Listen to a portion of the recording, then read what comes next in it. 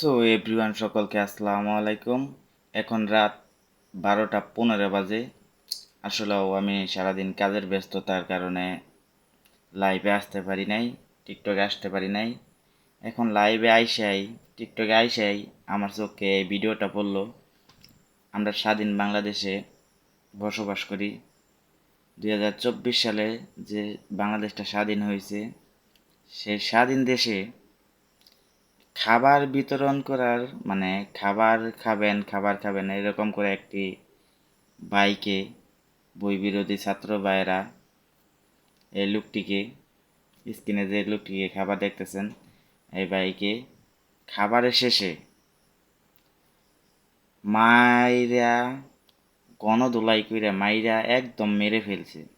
এটা কি আমাদের স্বাধীন বাংলাদেশ? চলেন আমরা ভিডিওটা একটু দেখি। আহার জীবন আহা জীবন জলে ভাসা পদ্ম যেমন আহার জীবন আহা জীবন জলে ভাসা পদ্ম জীবন কারণে সে ভুল অবেলা বকুল থাকো ছুঁয়ে কুল কুল থাকো ছুঁয়ে শহুরে বাতাস ছুঁয়ে থাকো নিও। তো আশা করি সবাই ভিডিওটা দেখছেন এবং কি ভিডিওটা বুঝছেন। আসলে ভাই, আমরা এর বিচার চাই। এখনো বাংলাদেশে সে পাগল থাক আর যেটাই থাক, তাকে খাবারের বিনিময়ে খাবারের শেষে আপনারা খাবার দিয়ে যে মেরে ফেলবেন, এটা বাংলাদেশের মানুষ চায় নাই। আসলেও আপনারা এখন দেশটাকে খুব খারাপ পর্যায়ে নিছেন। ভিডিওটা সবাই বেশি বেশি শেয়ার করবেন যেন আরেকটি মানুষ দেখতে পারে।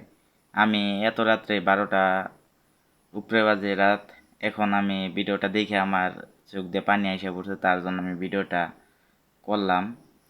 আসলেও আমরা এক স্বৈরাচার শেখ হাসিনাকে বইলা বাংলাদেশ ত্যাগ করেছিলাম, কিন্তু এখন দেখি আসলে স্বৈরাচার সরকারই অনেক ভালো ছিল।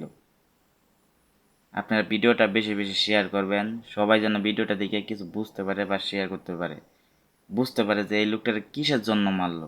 এখন সে প্রতারক আবু সাইদ নামে ছেলেটা ছাত্র আন্দোলনের সময় মারা গেছিল। এখন তার পিছনে অনেক কারণে এটা করছে, কিন্তু এখন এই বাইরে বই বিরোধী ছাত্র ভাইয়েরা যে মারলো, এটার কি বিচার হবে সেটা একমাত্র বাঙালির কাছেই এখন সেটা ছাইড়া দেওয়া হলো।